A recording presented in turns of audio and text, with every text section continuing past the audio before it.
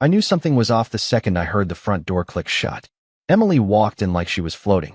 Hair perfectly set, lips touched with that coral gloss she only wears when she wants attention, just not from me. And in her arms, a bouquet of tulips. Yellow, loud, and completely unnecessary. I stood in the hallway, still in my work clothes, keys dangling from my fingers. Tulips, I said, louder than I intended. She froze. What? Her voice tried for innocence, but the edges were too sharp. Don't play dumb. You know I bring you flowers. Every week. You don't need another man doing it. Emily set the bouquet on the kitchen island, too carefully. It's just a gesture. Trevor was being nice. Nice? I let out a dry laugh. You think accepting gifts from your colleague is harmless? She tilted her head, arms crossing. So what? I'm not allowed to take flowers now. Are we doing the control thing again, Ryan? No, Emily. We're doing the respect thing. You're walking around like you're single. That's the problem. She snapped at that. Oh, give me a break. Just because someone appreciates me doesn't mean I'm betraying you. My breath caught for a second. Appreciates you? I'm your husband. I already appreciate you. But this? I gestured at the bouquet. This looks like you're provoking something. She took a slow step forward. Maybe I'm just tired of feeling invisible. That landed. Hard. We stood in the kitchen, both trying not to blink first. The AC hummed. The refrigerator ticked. Our marriage, the one built on weekend coffee runs and shared Spotify playlists, suddenly felt like it was one well-timed insult away from cracking. I shook my head, voice low. You're making yourself available, Emily. If you keep acting like you're open to being taken, someone's going to take you. The words hung in the air, electric. She didn't flinch. She just stared at me with that expression she gets when she wants me to feel like the crazy one. Maybe I miss being wanted. You are wanted, I said, the edge in my voice unmistakable. By me. Still. Even now. Silence stretched between us. She turned away first, muttering, maybe I want something else. I didn't follow her as she walked down the hall. I didn't call out or slam a door. I just stood there, listening to the sound of my life folding in on itself. My name's Ryan. I live in Austin, Texas, in a house I renovated myself. Granite countertops, hardwood floors, the works. I run a boutique renovation firm. You know, the kind that transforms old spaces into clean, modern sanctuaries. Funny how I can fix everything except what's falling apart in my own home. I thought Emily and I had built something real. We'd been married 6 years. No kids yet. Just this house, 2 cars, and a history of inside jokes now gathering dust. Lately, I've noticed the shift. She gets quieter when I talk. Her phone lights up more than it used to. And now? Flowers. From a man who isn't me. But here's the thing. I won't lose my dignity. I won't let this unravel in silence. If she wants attention from someone else, she's going to have to answer for it. Because this time, I won't just watch it happen. I'll face it. And I promise you, there's more to come. 2 days later, it was almost laughable how casual she made it look. Emily walked in wearing her navy blazer, work bag slung over one shoulder, and set a glossy, gold-trimmed package on the kitchen counter like she was placing down a loaf of bread. I recognized the branding right away. Maison du Sucre. Imported luxury sweets. The kind of overpriced indulgence you buy when you're trying to impress someone. I didn't speak at first. I was rinsing out a mug, back to her, giving her a chance to explain. A chance she didn't take. She opened a cabinet, humming some tune under her breath, completely unbothered. Like we hadn't nearly broken the foundation of our marriage in that same kitchen 48 hours earlier. I dried the mug slowly, turned, and leaned against the sink. What's that? She glanced at the package, then at me, almost bored. Sweets. From Trevor. He brought them back from his trip. I stared at her, lips pressed tight. And you thought the best place to leave them was our kitchen? She shrugged, like my tone didn't register. He gave them to me.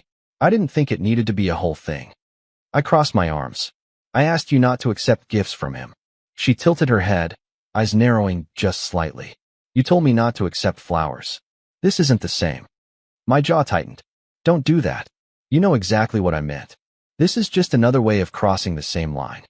Her smile was small, tired, maybe even a little smug. Ryan, you can't police every interaction I have. I'm not your employee. I cut in. Child? No, you're my wife. And if being my wife doesn't mean something anymore, then say that. Out loud. She paused, lips parted like she was about to say something, but didn't. I stepped closer, not to intimidate, just so she could hear the disappointment in my voice. You think I don't see what you're doing? You're not just accepting gifts. You're entertaining the idea that someone else sees you. You're testing how far you can go before I stop caring. That's when she snapped. At least someone notices me as a woman. Her voice rang out like a slap across the room. The words hit me square in the chest. I stood still, blinking. That sentence echoed in my head like it was bouncing off the walls. I noticed her, didn't I? I brought her flowers, fixed her car without her asking, sat through holiday dinners with her overbearing sister. I held her when her father passed away. I noticed her every day, but none of that mattered, apparently. Wow, I said quietly. She crossed her arms, looking down, suddenly less sure of herself. You've been distracted lately. No, Emily, I said. I've been loyal. She looked up, eyes flashing. Loyal doesn't mean present. I nodded slowly. So, this is your answer? Imported candy and long looks from some guy at work? She didn't reply. That silence told me everything. And for the first time in a long time, I didn't feel angry. I felt stupid, like I'd been standing guard at the gates while she was already inside, tossing matches onto the floorboards. I walked past her and picked up the package of sweets. What are you doing? She asked. I held it for a moment, then dropped it into the trash without a word. Her eyes went wide. Are you serious? You want to be noticed? I said calmly. Fine, but don't insult me by pretending I haven't seen you this whole time. She didn't follow me as I left the kitchen, just stood there, frozen, surrounded by the smell of sugar and bitterness. Upstairs, I sat on the edge of the bed, staring at the floor, trying to gather my breath. It wasn't just the gifts. It was the cold way she spoke to me, the way she smiled for him and smirked at me, like I was the fool who still believed in us. But I wasn't going to beg. I wasn't going to explode. I had one goal now, maintain my dignity. I wouldn't let this turn me into a version of myself I couldn't respect. And if she kept trying to provoke a reaction, well, she'd learn that silence can be louder than rage. I needed air. That kind of air you can't find inside a house where silence hangs like a wet cloth. So I grabbed my keys and drove. Didn't even think about where I was going until I was halfway across town and saw the familiar curve of Mason Street. He was the kind of friend who never asked for explanations. He just waited for you to start talking when you were ready. Mason lived on the quieter side of Austin, near the Greenbelt trails. His house had this big oak tree out front, with an old wooden bench underneath that creaked if you shifted too hard. It used to be our high school hangout spot. Now, it was just where we sat when life got too heavy for walls. He opened the door and took one look at me before grabbing 2 beers and heading outside. No questions, just that nod that said let's go. We sat side by side on the bench. The late afternoon sun filtered through the leaves in long, gold streaks, the breeze warm enough to remind me this city never fully cooled down. All right, he said after a while, twisting the cap off. Lay it on me. I took a breath. She's slipping away, man. And she's not even hiding it. Mason leaned forward, elbows on his knees. Emily. Yeah. First it was flowers. Now it's gifts. From a guy at work. She doesn't even flinch anymore when I call it out. He winced. That's low. I nodded. It's like I'm invisible until I call her out, and then suddenly I'm controlling, insecure, dramatic. Sounds like she's rewriting the story while you're still living it. I let that sit for a moment, then added, and the worst part? I've done nothing wrong. Nothing. I've been there. Present. Loyal. Mason turned to me, his voice calm. Then don't let her drag you into a version of this where you lose yourself. You've got nothing to prove. He took a swig of his drink, then gestured toward the house. You know who's inside? I raised a brow. Your dog. My sister. I blinked. Lily's in town. Yup. Visiting for a few weeks. Helping with Mom's garden. You remember her? I nodded. Lily. Quiet, thoughtful Lily. She used to tag along when we were kids, always scribbling in a journal, too shy to speak up unless she had something worth saying. As if summoned, the front door creaked open. Lily stepped out carrying a tray with 2 mugs and a small plate of shortbread cookies. She smiled shyly when she saw me. Mason said you might need something stronger than beer. Tea okay? I stood, brushing off my jeans. That's perfect. Thanks. She set the tray down and gave me a quick, warm glance. There was something steady in her presence, like she wasn't trying to fix anything, just willing to stand beside it. Mason smirked as she went back inside. She always did have a thing for helping the wounded. I rolled my eyes. Don't start. He grinned. I'm just saying. Sometimes you don't need fire to recover. Sometimes you just need quiet. And for the first time in days, I felt a little bit of that quiet take root inside me. The next morning, I texted Mason 2 words. Let's go. He didn't ask for context. Just replied with a time and address. By noon, we were standing in front of a sleek downtown apartment complex with glass railings and a name that sounded like a wine label, The Hayden. I hated everything about it already. Mason didn't even bother with small talk. He held the door open, silent as we stepped into the cool lobby. Clean marble floors, fake smiles at the front desk. I told them who we were there to see. Trevor lived on the 4th floor. The elevator ride up was quiet, but charged. I kept flexing my fingers without meaning to. I wasn't sure if I was trying to prepare my hands or calm them. Trevor answered the door in a polo shirt and socked feet, like he'd just come back from a casual jog in a country club. He froze when he saw me. Oh, hey, he said, eyes darting between Mason and me. Can I help you? You know why I'm here, I said, stepping into the doorway without waiting for an invitation. His eyes flicked to Mason like he was hoping for some backup or logic. But Mason just leaned against the doorframe, arms crossed, watching. Trevor cleared his throat and stepped back. All right, come in. His apartment was tastefully minimal. Chrome finishes, a large TV mounted on the wall, and, I kid you not, a single crystal decanter on a tray. The kind of place that screamed style over substance. I stood in the center of the room, not bothering to sit. Stop giving my wife gifts, I said flatly. He opened his mouth, closed it, then tried again. Look, I didn't mean anything by it. Emily and I just talk sometimes. At work. Then talk. But don't send her things. Don't text her at night. Don't play this game. Trevor looked genuinely nervous now. She didn't say she was married. That stopped me. What? He held up his hands, like he was warding off blame. She never mentioned a husband. I didn't see a ring. I figured she was single. I stepped forward before I could stop myself, closing the space between us. So you thought the ring missing meant the door was open? His throat bobbed. I mean, I wouldn't have crossed any lines. It was just a gift. 2 gifts, I corrected. You think flowers and imported sweets don't carry intent. Trevor started to say something, but I was done hearing him out. I grabbed the front of his shirt, fisting the fabric tight. Mason stood behind me, still silent, but I felt his posture shift slightly. Ready? Trevor's face went pale. Hey, okay, look, I'm sorry. I didn't know. Seriously. I didn't raise my voice. Didn't shove him. Just held him there long enough for the silence to do its job. She's not available, I said, voice low. And next time you think about being generous with a married woman, ask yourself what kind of man you want to be. I let go, stepped back. Trevor straightened his shirt with trembling hands, nodding quickly. Understood. Without another word, I walked out. Mason followed. The hallway felt quieter on the way out. Like the whole building knew something had shifted. In the elevator, Mason finally spoke. You didn't throw a punch. I exhaled through my nose. Didn't need to. He nodded slowly. You made your point. But here's the thing. I hadn't made it just for Trevor. I needed Emily to understand that there were still lines in this world. That silence is not permission, and dignity doesn't mean passivity. That afternoon, I sat in my truck for a long time outside our house. I didn't feel proud. I didn't feel angry. I just felt clear. For the first time in weeks, I wasn't confused about what was real. And that clarity? It scared me more than anything she could ever confess. It didn't take long. The confrontation with Trevor had barely cooled before Emily lit the fuse again. It was a Thursday evening, quiet, ordinary, the kind where the hum of the fridge feels louder than your own thoughts.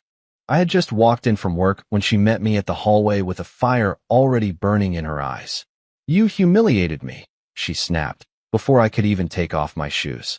I glanced up calm. Hello to you too. Don't play coy, Ryan, she hissed, following me as I set down my keys. You cornered Trevor like some jealous thug. At his home. What, you think that makes you look strong? I turned slowly. No, it makes me look married. She scoffed. You embarrassed me. I leaned against the wall, arms crossed. Why? Because I told another man to stop sending my wife gifts? Or because he admitted he thought you were single? That hit. She blinked. Just once. Then rallied. You had no right. I had every right. I cut in, voice even. You opened the door to this mess. I'm just cleaning up the glass. You don't own me, Ryan. No, I don't, I said. But I trusted you. There's a difference.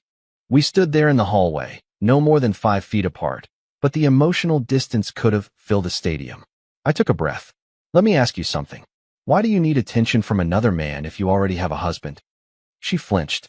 It was the first real crack I'd seen in her since this whole thing began. Her mouth opened slightly, like the words were forming, but nothing came out. Not even a deflection. I didn't press. I just held her gaze, letting the question hang like fog in the space between us. I'm not yelling, I said softly. I'm not breaking anything. I'm asking a question, one you clearly don't have an answer for. Still nothing. She folded her arms, looked away. Her jaw was set, but her silence said more than any insult she could have thrown. I stepped past her, walking toward the kitchen. If this marriage doesn't mean anything to you anymore, just say that. Don't hide behind other men's candy and compliments. Behind me, I heard her exhale sharply, like she'd been holding her breath for far too long.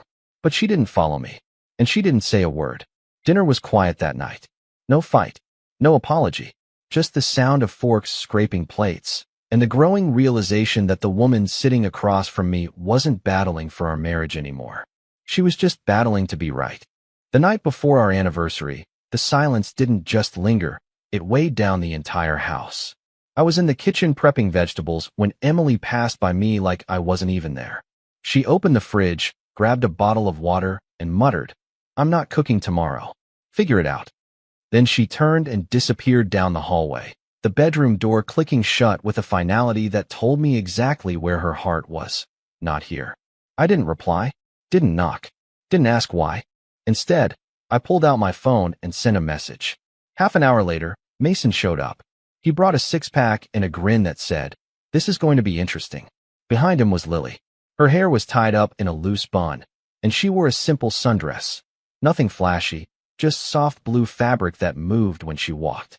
She smiled when she saw me, a smile that didn't ask for anything. It just offered peace. "Hope you don't mind," Mason said, dropping the beer on the counter. Lily insisted on helping. "Of course I don't mind," I said, stepping aside. She rolled up her sleeves without hesitation. "Where's the cutting board?" And just like that, the kitchen came alive. We chopped, stirred, and moved around each other in rhythm, like we'd been doing it for years. Mason kept sneaking bites of everything, earning a playful smack from Lily every time. We laughed. Real laughter, the kind I hadn't heard in weeks. Lily's touch was subtle but constant. She'd adjust the seasoning, gently fix a crooked napkin, refill my glass before I noticed it was empty. There was no performance, no attention-seeking, just care. The contrast struck me. Emily used to do this, once. Not the cooking, she hated that part, but the presence. The energy of being with me, not just around me. Now, I couldn't remember the last time she'd looked at me like I mattered. But Lily she looked. And not in the way that made you self-conscious or pressured. She just noticed things, small things. Like how I paused every time I picked up the salt, second-guessing myself, and how she'd wordlessly slide the right spice closer with a quiet nudge. By the time we sat down to test the dishes, the kitchen smelled like rosemary and butter, and the table was set more beautifully than any anniversary we'd ever had. Mason raised a toast with soda in a pint glass. To unexpected help and better company. We clinked glasses. I caught Lily watching me over the rim of hers. Not in a flirtatious way, just present, attuned. And it hit me right there, warmth. The kind I hadn't felt in months. Later that evening, as I walked them to the door, Lily turned and softly said, "Thanks for letting me help. It was nice." I smiled. "You made it better." Her eyes held mine for a second longer than necessary. Then she followed Mason out into the night. I stood in the doorway long after the engine of his truck faded into the distance. Emily never came out of the bedroom. I guess she thought ignoring our anniversary would make a statement. But all she did was give someone else a chance to show me what real presence feels like. And now I couldn't unsee it. Our dining room was glowing. Soft golden lights strung overhead. Candles flickering in short glass holders. The table dressed with navy napkins and polished cutlery. Mason had helped bring extra chairs from the garage, and now a mix of familiar faces filled the room. Friends, old neighbors, a few work buddies. Everyone had assumed we were celebrating another strong year of marriage. If only they knew.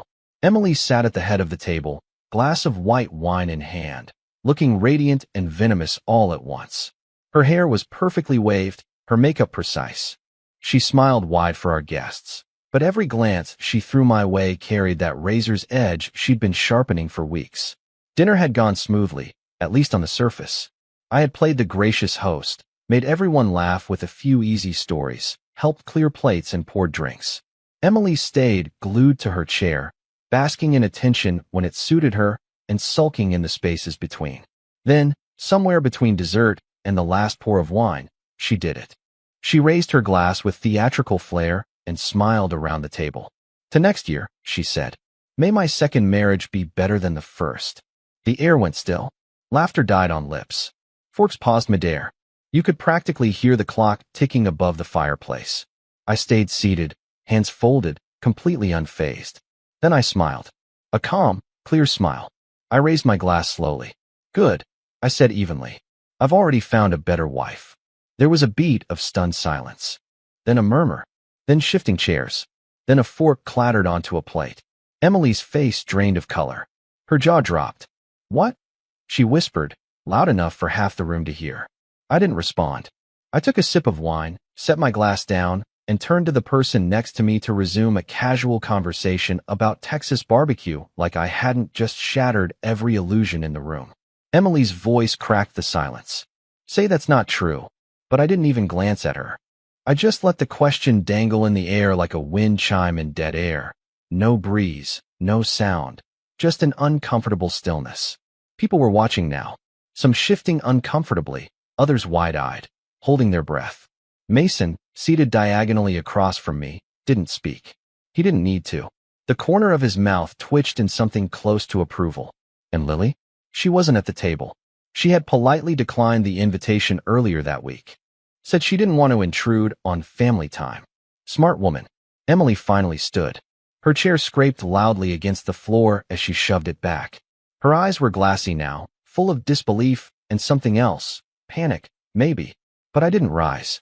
I didn't chase. I didn't soothe. She'd spent months crafting jabs, nursing her ego, flirting with boundaries, seeing how far she could push before I snapped. She wanted attention. She wanted control. And in one line, I took it all away. The rest of the evening dissolved into awkward chuckles, polite exits, and murmured goodbyes. Emily disappeared into the bedroom before anyone left, and I stayed behind, collecting dishes in the silence she left behind. There was no rage in me, no chaos, just a strange, satisfying peace. Because I had finally said what she never expected to hear. And I meant it. The next morning, the house was silent. No sounds of running water. No coffee brewing. Just stillness, and a thick tension that clung to the air like humidity after a storm. I sat at the kitchen table, sipping my coffee slowly. The chair across from me remained empty. Emily appeared eventually, barefoot, wearing one of her old t-shirts that hung off one shoulder. She looked tired. Not the kind of tired you fix with sleep, but the kind that settles into your bones after something important breaks. She sat across from me in silence, poured herself a cup of coffee, and stirred it for far longer than necessary. Then she spoke. "Do you really have someone?" Her voice was so soft, it nearly got lost in the quiet clink of her spoon hitting porcelain. I didn't rush my answer. I didn't smirk, didn't gloat. I looked at her calmly. "It's not about you anymore." That sentence, those 6 words, hit harder than anything I'd said before. Her spoon stopped mid-stir. She blinked, and I saw her chest rise sharply as if she'd just taken a blow to the ribs. "You're not serious?" she whispered. I didn't flinch. Dead serious. She stared down at her coffee, both hands wrapped around the cup like it might anchor her to something real. "Ryan, I didn't mean to," she started. But I cut her off gently. "Emily, stop. We're past all that." She looked up, eyes already wet around the edges. "So what, you just walk away? After everything we've been through?" I tilted my head. "You've been walking away piece by piece for months. I'm just catching up." That silenced her, but not for long. Suddenly her voice sharpened, pushing past the hurt with something more desperate. "At least Trevor appreciated me. At least he saw me." I held her gaze, calm and unwavering. "Then marry him if you want." Her lips parted, but the words got caught in her throat. Because she didn't want Trevor. She wanted me to stay, to forgive. to carry the weight while she tested her worth on someone else's scale. But I wasn't playing that game anymore. She stood abruptly, backing away from the table as if the room had caught fire. I can't believe you're doing this. I looked at her, unblinking. And I can't believe it took me this long. The truth is, I had spent months trying to salvage something that had already collapsed internally. I'd patch a crack, and she'd carve a new one. I'd reach out, and she'd lean further away. What was left between us wasn't love. It was routine, control, familiarity disguised as commitment. But no more. She walked to the kitchen window, arms crossed tight, staring out at the empty street like it might offer answers. Her back was to me, but I could see her breathing unevenly, like each inhale cost her something. "Who is she?" she asked finally, voice raw. I finished the last sip of my coffee, set the mug down gently. "She's not the point," I said.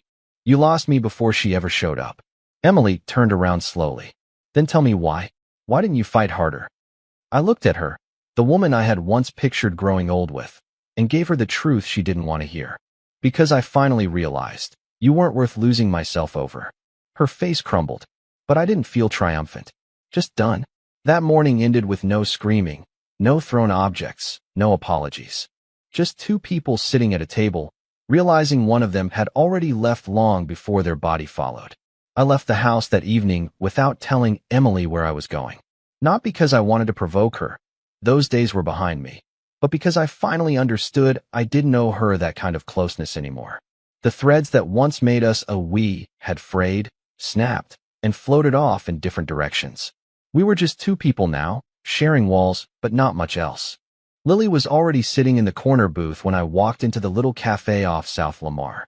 One of those cozy places where the lights are warm, the tables are real wood, and the air smells faintly of cinnamon and roasted espresso. She looked up when I entered and smiled. Not wide, not performative, just this soft, genuine smile that hit me harder than I wanted to admit. I slid into the seat across from her. "I hope you're okay with coffee and dessert," she said, nudging the menu toward me. "They stopped serving food 30 minutes ago." "I'm okay with quiet," I said. Her smile grew just a little.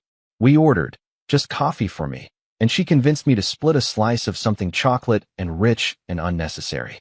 We talked at first about safe things. Work, Mason's ridiculous taste in music, a story about their mom's dog escaping and running into a church mid-sermon. But eventually, the conversation slowed into something deeper. She sipped her coffee, then looked at me gently. "That dinner last night. That couldn't have been easy." I shook my head. "It wasn't, but it was honest, which made it bearable." She nodded, setting her cup down carefully. "I've seen you these past weeks. You've held yourself together with more strength than I think even you realize." I didn't know what to say to that. Compliments always hit different when they come without agenda. "You helped," I finally said. "That night in the kitchen. It reminded me what warmth feels like. I forgot how much I missed that." She looked away for a second, almost shyly. "I didn't do anything special. You were kind. You were present. That's rarer than people think." There was a pause. A long, comfortable one. Then she said, "Ryan, do you know what you want next?" I thought about that. Not revenge. Not closure. Not even justice anymore. "I want peace," I said. "Not quiet. Real peace. The kind that doesn't make you question your worth every time you sit at a dinner table." Her eyes softened, and something passed between us then. Not a promise. Not a spark. Just a mutual understanding that we had both been in rooms where love was supposed to live, but didn't. I leaned back in the booth, studying her for a moment. Her presence wasn't dramatic. It wasn't loud or flashy, but it was steady. And after the storm I'd just come through, that steadiness felt like sunlight. By the time we left the cafe, the sky had turned a deep velvet blue. We stood on the sidewalk for a moment, neither of us rushing. "Thank you," I said, turning to her, "for helping me through last night. For just being real." She tilted her head. "Anytime." Then, almost without thinking, I stepped closer. Not too close. Just enough that the space between us felt like a shared secret. For the first time in a long time, I felt something I didn't expect to feel again: hope. When I got home that night, the house was dim, quiet. Emily was standing halfway up the staircase, arms folded tightly across her chest like she'd been rehearsing something all evening. Her hair was pulled back, face bare, no mask this time. "I saw you," she said, voice trembling. "At the cafe. With her. I didn't bother pretending I didn't know what she was talking about. I set my keys down gently. I know. Her breath hitched. Is that what this is now? You parading around with her while I sit here? I wasn't parading, I interrupted, voice calm. I was having coffee with someone who treated me like I mattered. That silenced her, but only for a moment. Then the panic started to bleed through. You don't get to play victim, Ryan. You're the one who walked away from this. From us. No, I said, looking up at her. I walked away when it was already over. You just never noticed when you stopped being in it. She descended the stairs slowly, like she was wading through the last remains of her pride. I messed up, she said softer now. I got distracted. I let myself drift, and I didn't know how far it had gone until, she swallowed, until I realized I didn't recognize the way you look at me anymore. I didn't respond. She stepped closer, almost reaching for me. But I still love you. I gave her the most honest answer I had. I believe you. But love isn't enough when it comes with conditions and silence. Her hand dropped back to her side. What happens now? She whispered. I held her gaze. I want a divorce. The words didn't explode. They landed like a final puzzle piece. Quiet. Fitting. I had thought saying them would feel like cutting a wire. But instead, it felt like finally letting go of something I was never meant to hold alone. Emily didn't yell. Didn't cry. She just stared at me, her face slowly falling apart as realization took hold. You're really done. I have to be, I said. For both of us. She looked around the room like she was searching for something. An excuse, a memory, anything to anchor herself. But there was nothing left. Just us. And the echo of everything we'd failed to save. And that was it. She turned away, walked slowly back upstairs, and didn't look back. I stood alone in the hallway, the silence settling around me not like a punishment, but a beginning. It's funny how fast life quiets down after the storm. Weeks passed. Papers were signed. Accounts divided. There were no drawn-out battles, no messy courtroom scenes. Just a quiet agreement between two people who had finally stopped pretending to be something they weren't. The house felt lighter with every box Emily took. No more cold silences in the kitchen. No more passive-aggressive remarks woven into morning coffee routines. Just space. Empty, yes, but honest. And I filled it on my terms. One crisp Saturday, I met Mason and Lily at a park tucked away just outside the city. The kind of place you don't find unless someone shows you. Tall golden trees casting long shadows, a winding path lined with benches, and the faint sound of kids laughing in the distance. They were already there when I arrived. Mason spotted me first, stood, and clapped a hand on my shoulder like I'd just crossed a finish line. Look who made it out of the storm. I smiled. Took me a minute. Lily stood too, brushing leaves from her lap. Her eyes met mine, warm, steady, and full of something that didn't need words. We walked together under the trees, no big speeches or heavy confessions. Just simple conversation about books, music, little things. It felt like finally stepping into a version of myself I hadn't seen in years. There was a moment, brief, unplanned, where we stopped at a clearing and Mason wandered off to grab drinks. Just me and Lily, the breeze gently lifting her hair, the late afternoon sun painting everything in amber. She looked up at me, a soft smile tugging at her lips. You seem peaceful. I nodded slowly. I feel like I can breathe again. She tilted her head. So, what now? I thought about that. Not as a man looking backward, but forward. I rebuild, I said. But this time, slower. With people who show up when it matters. Lily didn't say anything. She just took my hand in hers. It wasn't a declaration. Not yet. But it was enough. A beginning made not of drama or grand gestures, but of mutual respect. Presence. Clarity. As we walked back toward the picnic table, Mason tossed me a bottle of water and grinned. Told you you'd get through it. I laughed, for real this time. Not without you too. He clapped me on the back. Yeah. Don't get all sentimental on me. But I meant it. Because in a world where things fall apart quietly, where betrayal comes wrapped in pretty smiles and sweet excuses, finding people who stand by you, who see you even when you're unraveling, that's everything. I lost a marriage, but I found something better. Myself. My peace. And maybe, just maybe, someone worth walking into the future with. When Ryan looked Emily in the eye and calmly said, "Then marry him if you want," did he finally reclaim his dignity? Or was that the moment he truly let her go? Tell us in the comments what you would have done And don't forget to like and subscribe for more powerful stories like this.